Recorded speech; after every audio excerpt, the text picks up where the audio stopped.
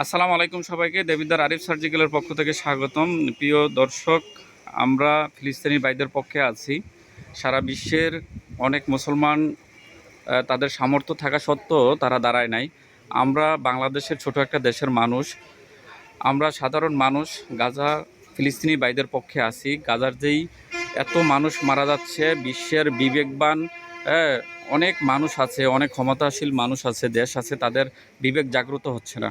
আমরা ছোট মানুষ হিসাবে আমাদের পক্ষ থেকে এই হত্যার প্রতিবাদ জানাচ্ছি, আরিফ সার্জিক্যালের পক্ষ থেকে প্রতিবাদ জানাচ্ছি। এবং আমার কাছে একজন এই সম্মানিত ভাই আসছিল আরিফ সার্জিক্যালের হুইল চেয়ার নেওয়ার জন্য। উনি আইসা দেখা উনিও এই প্রতিবাদে অংশগ্রহণ করছেন। ওনার নামটা জিজ্ঞেস করবো আর উনি এই ফিলিস্তিনি ভাইদের পক্ষে কী বলে শুনি। আসসালামু আলাইকুম ভাই। ওয়ালাইকুম আসসালাম রহমতুল্লাহ। আমার নাম হচ্ছে মোহাম্মদ নুরে আলম।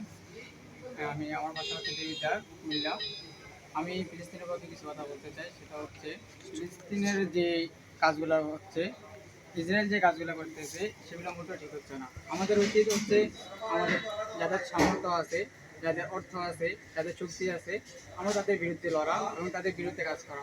কিন্তু আমরা বাংলাদেশি হয়েও আমরা তাদের বিরুদ্ধে কাজ করতে পারতেছি না, কারণ আমাদের সেই শক্তি এবং সেই সামর্থ্য নাই। তো আমাদের এতটুকুই আছে, আমরা আল্লাহ তাআলার কাছে দোয়া করতে পারি।